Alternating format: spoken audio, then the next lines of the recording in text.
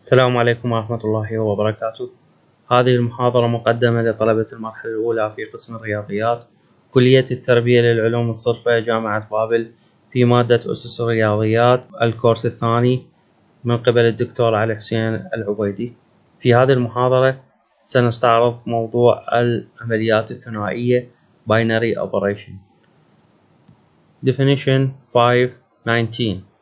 A binary operation star is on non-empty set G is a mapping from G cross G to G such that for any AB belong to J then A star B belong to G.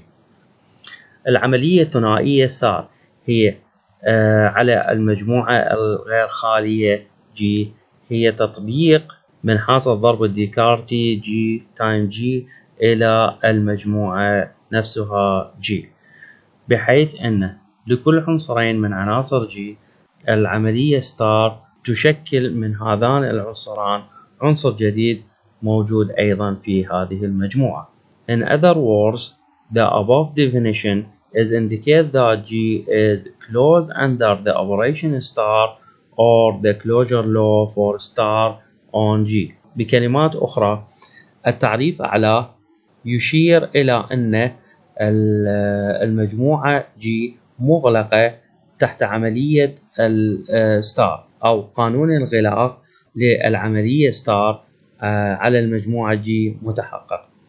Therefore, the set of natural number is closed with respect to addition and multiplication. Thus, addition and multiplication are binary operation on N. لهذا السبب أن مجموعة الأعداد الطبيعية هي مغلقة بالنسبة لعمليتي الجمع والضرب، ولهذا فإن عمليتي الجمع والضرب هي عمليات ثنائية على المجموعة الأعداد الطبيعية N. Definition 520. Types of operation. تعريف 25 أنواع العمليات. 1. A binary operation star on J is called associative if x star y star z equal x star y star z, should be z here, for all x y z belong to J. العملية الثنائية ستار على المجموعة G تدعى تجميعية إذا حققت شرط التجميع لكل من العناصر x y z ينتمي إلى G. A binary operation star on G is called commutative if x star y equal y star x for all x y belong to G. العملية الثنائية ستار على المجموعة G تدعى تبديلية إذا ال x ويا ال y كانت تبديليات بالنسبة لهذه العملية. A binary operation star on J is called left distributive, right distributive with respect to another binary operation diamond on G if for all x y belong to G. العملية ستار على المجموعة G تدعى توزيعية من جهة اليسار أو توزيعية من جهة اليمين. بالنسبة لعملية ثنائية أخرى دائما على المجموعة G لكل عنصرين لكل ثلاث عناصر X. هنا لازم أكو عنصر آخر بحيث أنه ال X ستار ويا ال Y دايمن Z يساوي لنا X ستار Y دايمن X ستار Z، أو ال Y دايمن Z ستار X يساوي لنا Y ستار X دايمن Z ستار X. نجي إلى نوع آخر من العمليات. Set G is called to have identity unit element with respect to a binary operation star on G if there exists an element E belong to G such that x star E equal E star X and this equal X for every X belong to G. يعني هنا إذا عندي مجموعة، فإن هذه المجموعة يقال لها إنها تمتلك عنصر محايد. الايدنتيتي element هو العنصر المحايد. بالنسبة للعملية الثنائية ستار على المجموعة G، إذا كان هناك عنصر ينتمي إلى G اسمه E، بحيث أن هذا العنصر يحقق هذا الشرط اللي هو X ستار E يساوي لنا E ستار X، وهذا يساوي لنا X لكل X ينتمي إلى G. عندنا آخر تعريف هنا هو a set J is called to have inverse element of element X belong to J with respect to binary operation star on J if there exists an element Y belong to J such that X star Y equal Y star X and equal E and E belong to J. يعني هنا المجموعة G يقال لها إنها تمتلك عنصر نظير للعنصر X ينتمي إلى هذه المجموعة. بالنسبة للعملية الثنائية ستار على هذه المجموعة أيضا، إذا وجد أنه العنصر Y في هذه المجموعة يحقق الشرط التالي، حيث أن الإي هنا يمثل لنا العنصر المحايد. Remark 5.21 The addition and multiplication operation are satisfying the condition 1, 2 and 3 on n.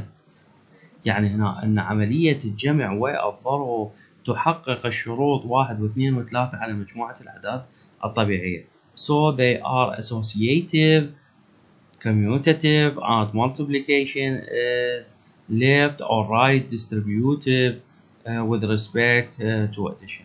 ليش؟ لأن هذني العمليات هي تجميعية وإبدالية، والضرب هو يتوزع من جهة اليمين أو اليسار بالنسبة لعملية الجمع.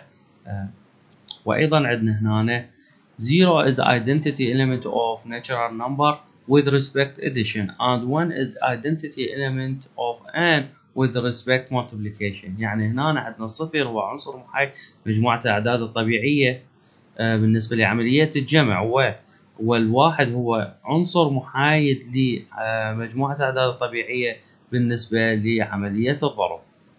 These operations are following to have the condition 5. يعني هذه العمليات تفشل في تحقيق شرط 5. Thus we will extend the set of natural number to set integer number to include inverse number of element. يعني هنا لو نشوف أنه مجموعة الأعداد الطبيعية ما تمتلك عناصر نظيرة بالنسبة لعملية الجمع. يعني هسه لو نشوف هنا الواحد مثلا النظير الجمعي مالته شنو؟ سالب 1. حتى شو يعطينا هذا؟ الواحد سالب 1 شي يساوي لنا 0، وهذا شنو؟ المحايد الجمعي. فالسالب 1 ما ينتمي لنا لا ينتمي إلى مجموعة الأعداد الطبيعية، بس السالب 1 وين ينتمي إلى مجموعة الأعداد الصحيحة. لذلك احنا ايش راح نسوي؟ راح نوسع الأعداد الطبيعية إلى مجموعة الأعداد الصحيحة. هذا بالنسبة لمن؟ للفصل القادم. أما الفصل اللي بعده راح يكون مجموعة الأعداد النسبية. راح شو نسوي؟ راح نشوف أنه مثلا عندنا 2 الضرب مالتها ويا النص، يعطيني شنو؟ يعطيني الواحد، والواحد هو شنو؟ هو العنصر المحايد الضربي. فالنص ما ينتمي لمجموعة الأعداد الصحيحة، ولا ينتمي إلى مجموعة الأعداد الطبيعية، لكن هذا النص ينتمي إلى مجموعة الأعداد النسبية. وهذا راح نشوفه وين؟ قلنا بالفصل اللي بعد مجموعة الأعداد الصحيحة. حتى نوسع مجموعة الأعداد الطبيعية إلى مجموعة الأعداد الصحيحة، بس راح نحوي على النظائر الجمعية. لكن إذا وسعناها إلى مجموعة الأعداد النسبية راح نحوي على النظائر الجمعية والضربية. وبعدين راح نشوف انه هذني يشكلن فشي راح نسميه يعني مع مجموعة الأعداد الصحيحة راح نسميه جروب، ويا مجموعة الأعداد النسبية راح نسميه رينج أو فيلد. بعدين راح نشوف هذني في الفصول القادمة إن شاء الله.